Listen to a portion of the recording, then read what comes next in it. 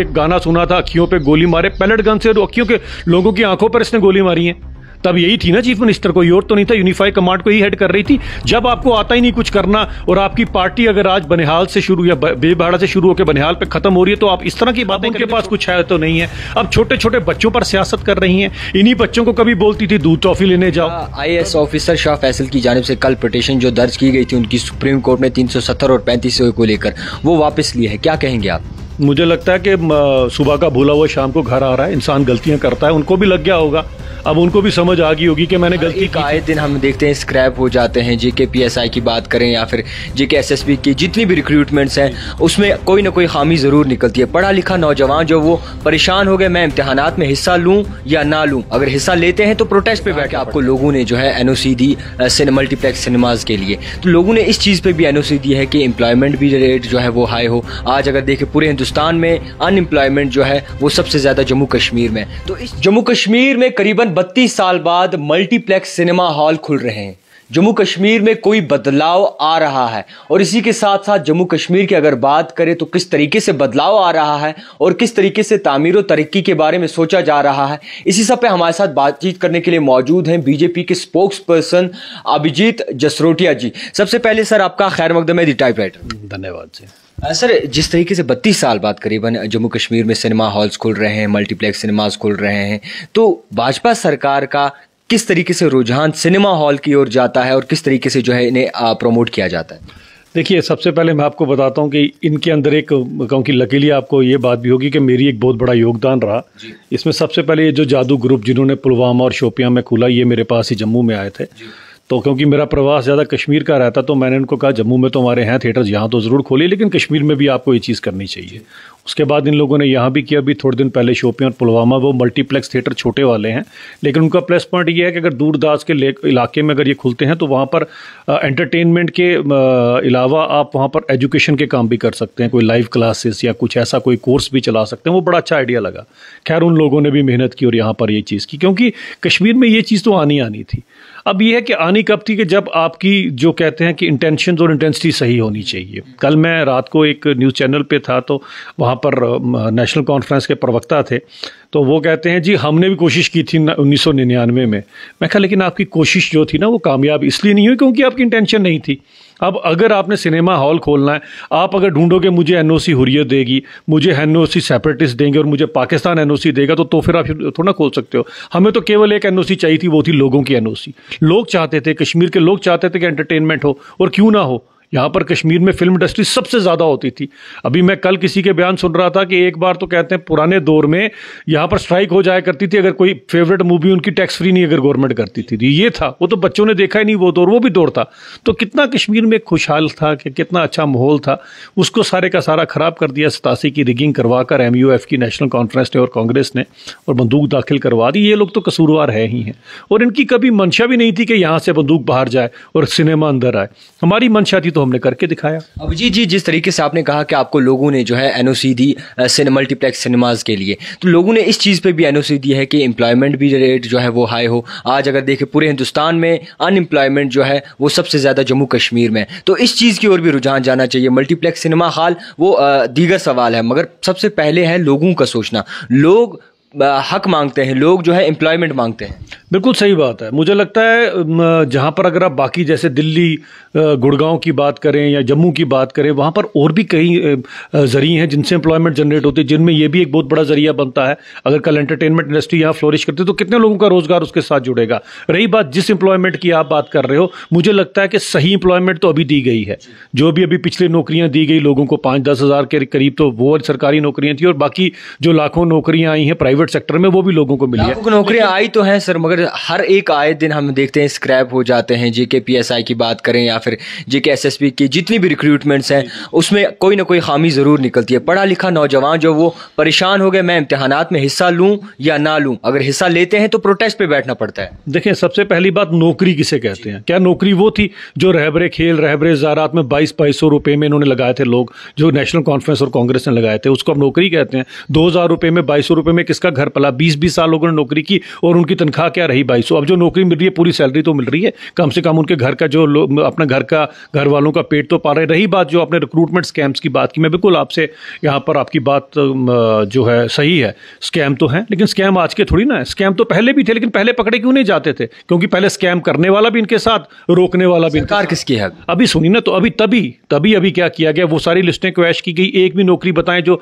Backdoor appointment की गई हो, कर दी क्वैश ना। चाहे उसमें 4 कसूरवार थे, 10 कसूरवार थे, मैं मान सकता हूं, बाकियों को मानता हूं, बाकियों का बेचारों को कोई कसूर नहीं है, लेकिन ये कहीं ना कहीं सिस्टम तो साफ करना पड़ेगा। क्या आप चाहते हो कि जैसे इन बच्चों के साथ नजायज हो रहा है, इनकी आने वाली जनरेशन के साथ भी नजायज हो? एक सिस्टम बन जाए ना। आज अभी आपके सामने धर लिए गए ना लोग जिन्होंने पकड़ा है, अंदर ठोक दिए ना सारे के सारे। तो यही चाहिए था, जो इन्होंने क्यों नहीं किया? क्योंकि अंदर ठोकने वाले भी इनके, करने वाले भी इनके, सभी कुछ मिले हुए। कब तक इस चीज को जो है तराशा जाएगा? कब तक जो है ऐसे भेड़िए छुपे बैठेंगे और ये सजा जो है सबको मिलेगी? बिल्कुल, कब, ज्यादा देर नहीं, क्योंकि हो तो गया, शुरुआत हो गई। अब शुरुआत हो गई तो सब कुछ किया भी जाएगा, क्योंकि हम तो यही चाहते हैं हकदार को हक मिले। कश्मीर में हकदार को हक नहीं मिला, तभी तो बंदूक आई थी। अगर हकदार को हक 1987 में दिया होता, दे दी होती फारूक साहब ने कुर्सी, तो तब भी बंदूक ना आती। अगर उसके बाद भी हकदार को हक देते, तब भी ये ना होता। बैकडोर अपॉइंटमेंट कर अपने ही रिश्तेदारों को। यहां पर कश्मीर में अगर आप लोगों ने कुछ बनना, तो यहां तो आपको अब्दुल्ला परिवार या अब्दुल्ला परिवार का रिश्तेदार होना चाहिए, या मुफ्ती परिवार या मुफ्ती परिवार का रिश्तेदार होना चाहिए, या गांधी परिवार के साथ कोई रिश्तेदारी होनी चाहिए। ये तो एक क्राइटेरिया रहा। यहां पर ये तो ना कि आम इंसान आपकी तरह, मेरी तरह जो है वो आगे आके अपना भाग्य आजमा सकता है। इन लोगों ने तो जमहूरियत का गला घोंटा था, उसके बाद ही तो सब कुछ हुआ। लोग कश्मीर के जानते हैं ना। आज कश्मीर की मैं बात करता हूं, आज कश्मीर में अगर 1000 रुपया आता है तो सलमा बेगम के खाते में भी आता है, गीता देवी के भी खाते में आता है। यहां तो हिंदू मुसलमान नहीं करते। इन्होंने क्यों किया ये सब कुछ? इसलिए किया 370 की आड़ में ये कश्मीरियों का हक खा रहे थे। ये बात तो आप मेरी मानोगे ना कि आजादी के बाद करोड़ों अरबों खरबों रुपए आया कश्मीर में, कहां गया? आज तो सबको पैसा मिलता है, पहले क्यों नहीं मिलता था? पहले सिर्फ 3 परिवारों के जेब में पैसा जाया करता था। मैंने पिछली बार शायद आपके चैनल पे बात की नहीं की, लेकिन इनके 2 लीडर थे, नेशनल कॉन्फ्रेंस के 2 लीडर, जिन्हें लोग जानते हैं। मैं तो किसी काम को छोटा बड़ा नहीं मानता। एक गोश्त लाद के अपने कांधे पे बेचता था, दूसरा दर्जी का काम करता था। जरा उनकी प्रॉपर्टी की डिटेल निकलवाइएगा, और 30 सालों के अंदर प्रॉपर्टी की डिटेल निकालेगा। इतना पैसा कि कश्मीर के लोग कभी ख्वाब में भी नहीं सोच सकते इतना पैसा कमाने का। तो ये नेशनल कॉन्फ्रेंस वालों के पास ही क्यों है? पीडीपी वालों के पास ही क्यों है? तो ये पूछे जरा इनसे कि हमारे हक का पैसा आप लोग खा गए। जब बोलते हैं कि हमें अपना हक चाहिए, तो पहले इन्होंने जो आपके बाप दादाओं का आपका हक खाया, उसका हिसाब किताब तो लो। फिर से वोट मांग रहे हैं आपसे, फिर से आप लोगों को बेवकूफ बना रहे हैं। यार कश्मीरी इतना बेवकूफ तो नहीं है कोई फिर से इनके कहने पर आएगा, मुझे नहीं लगता। पीडीपी सदर महबूबा मुफ्ती का एक बयान आया है सामने, जिसमें उन्होंने बाकायदा तौर पर अपना स्टेटमेंट जो है भजन स्कूल में जो बच्चे जो है भजन गा रहे थे उस पर रद्द-ओ-अमल रखा है। किस तरीके से देखेंगे? देखिए, मैडम महबूबा मुफ्ती और उनकी पार्टी बिजबहाड़ा से शुरू होकर बनिहाल से पहले खत्म हो रही, इतनी सी सिकुड़ गई है पार्टी, और आने वाले टाइम में खत्म होने वाली है पार्टी। अब उनके पास कुछ है तो नहीं है। अब छोटे छोटे बच्चों पर सियासत कर रही हैं। इन्हीं बच्चों को कभी बोलती थी दूध टॉफी लेने जाओ, कभी इन्हीं बच्चों को, और कभी इन्हीं लोगों को। आप देखें तो ये जो हमने तो एक गाना सुना था, अखियों पे गोली मारे, पैलेट गन से अखियों के लोगों की आंखों पर इसने गोली मारी है। तब यही थी ना चीफ मिनिस्टर, कोई और तो नहीं था, यूनिफाई कमांड को ही हेड कर रही थी। जब आपको आता ही नहीं कुछ करना, और आपकी पार्टी अगर आज बनिहाल से शुरू या बेबहाड़ा से शुरू होकर बनिहाल पे खत्म हो रही है, तो आप इस तरह की बातें करेंगे, छोटे छोटे बच्चों को सियासत के लिए यूज करेंगे। अरे बच्चे गांधी जयंती की तैयारी कर रहे हैं, और क्या वो भजन नहीं, वो प्रार्थना है जो गांधी जी ने दी है।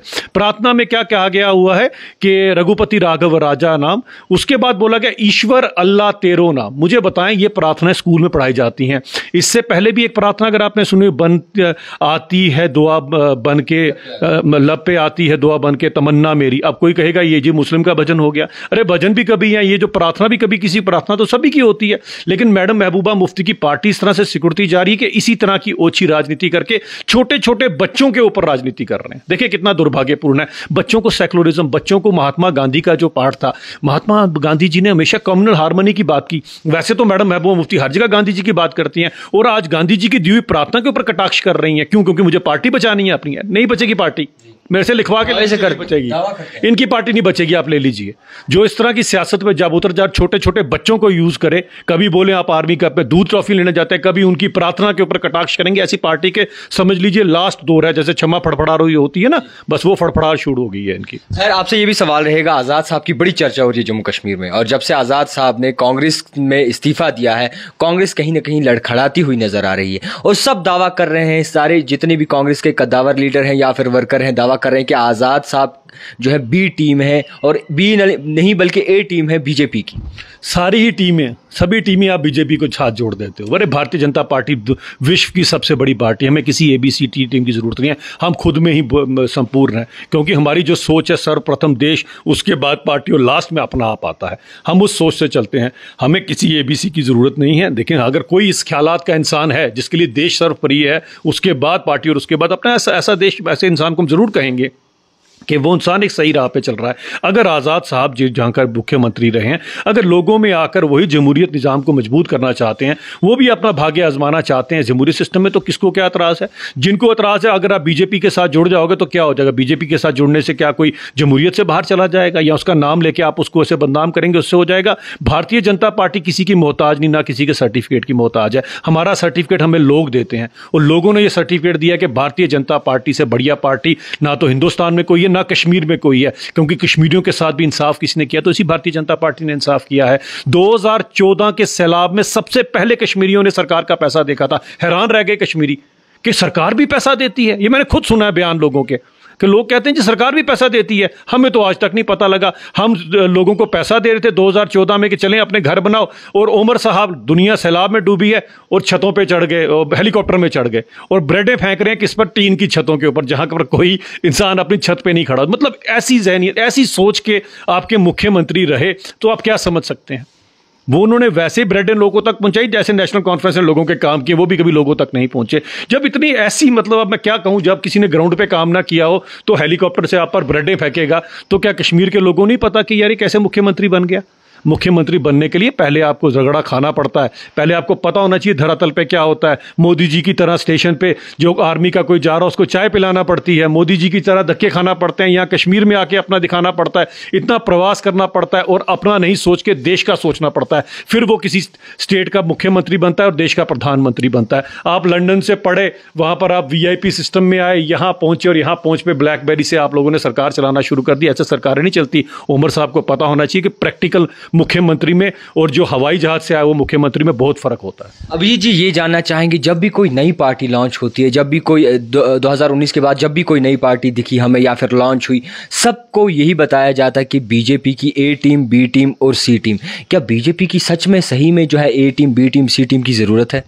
मैंने तभी कहा ना, भारतीय जनता पार्टी विश्व की सबसे बड़ी पार्टी है। ये क्या करते हैं, ये कहीं ना कहीं लोगों में खौफ पैदा करते हैं कि बीजेपी के साथ नहीं जुड़ना। क्यों जाता है ABC? देखिए, और उनके पास कहने के लिए भी क्या है? अब भारतीय जनता पार्टी पर कोई और आरोप तो लगा नहीं सकते, ना कोई हमारी धांधली है, ना कोई हमारी बैकडोर अपॉइंटमेंट है, ना हमने इन लोगों की तरह लोगों को कभी गुमराह किया, कभी पाकिस्तान दिखाया, कभी हिंदुस्तान दिखाया, कभी कुछ दिखाया। हमने सीधी सीधी बात की, भाई हम हिंदुस्तान के बाशिंदे हैं, हिंदुस्तान हमारा देश है। हम मकबूल शेरवानी को मानते हैं, जिसने कश्मीर को सबसे पहले बचाया था पाकिस्तान से। सबको पता है ना मकबूल शेर, बगल में बारामूला में था, मैंने वहां पर कहा कि मकबूल शेरवानी असली शेर है कश्मीर का, नकली शेर है कश्मीर तो आपको दिखाया इन्होंने, जिसने आप ही के बुजुर्गों से चंदा इकट्ठा किया और कहा मैं पाकिस्तान बनाऊंगा। उसके बाद उसने क्या किया था? और ऐसा कुछ ना किया होता तो जरूर उसको कांग्रेस वाले 10-12 साल अंदर रखते। उनको पता था उसकी मंशा क्या थी। 47 से ही आप लोगों को भड़काते आ रहे हो, ऐसे लोगों को आप क्या कहेंगे? मकबूल शेरवानी का कसूर क्या था वो NC का वर्कर, उसका कसूर क्या था? वो मकबूल शेरवानी था। मकबूल अब्दुल्ला होता तो उसके नाम के भी स्टेडियम बनते, उसका भी सब कुछ होता। कश्मीर में अगर आपको कुछ बनना है तो यहाँ तो अब्दुल्ला होने चाहिए, यहाँ आप मुफ्ती होने चाहिए, यहाँ गांधी परिवार के होने चाहिए। अरे आम कश्मीरी का क्या दोष है मुझे बताएं। अभी ये कांकड़ा मैं लोगों के बीच में लेकर आऊंगा बहुत जल्दी, और लोगों के बीच में बिल्कुल कैलकुलेशन के साथ, मैं बड़ा कैलकुलेटिव सा आदमी हूं।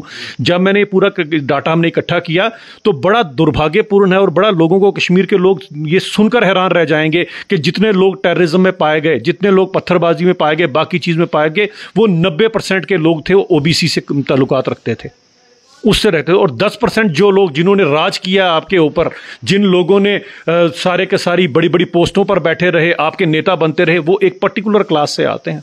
सोच लीजिए कितना बड़ा भेदभाव कश्मीर में रहा। वो बेचारे जो पसमानदा, जिसे हम कहते हैं पसमानदा मुस्लिम, उन पसमानदा लोगों से इन्होंने ये काम करवाया और खुद इन्होंने आपके सिर पे राज किया है। तभी आप लोगों को इन्होंने केंद्र से, सेंटर से दूर रखा, और आज भाजपा से दूर करने की बातें कर रहे हैं। इसलिए कोई भी नई पार्टी आती है जी भाजपा की पार्टी है। बीजेपी खुद, यहां पर मैं खुद 20 दिन यहां पर रहता हूं, भारतीय जनता पार्टी खुद बहुत बड़ा कैडर, आज इन सबसे बड़ा कैडर है हमारे पास, और हमारा जो वर्कर है वो कमिटेड वर्कर है। हमारे कितने लोगों ने अपने प्राण दे दिए, लेकिन पीछे कोई नहीं हटे। एक हाथ में भारत माता का झंडा, एक हाथ में भारतीय जनता पार्टी का झंडा पकड़ा है। इनकी तरह हम लोग जो है कभी पाकिस्तान, कभी हिंदुस्तान, कभी चीन नहीं करते। हमारे लिए सिर्फ सर पे हमारी भारत देश और हमारी भारत माता है। एक आखिरी सवाल रहेगा, IAS ऑफिसर शाह फैसल की जानिब से कल पिटीशन जो दर्ज की गई थी उनकी सुप्रीम कोर्ट में 370 और 35 को लेकर, वो वापस ली है, क्या कहेंगे आप?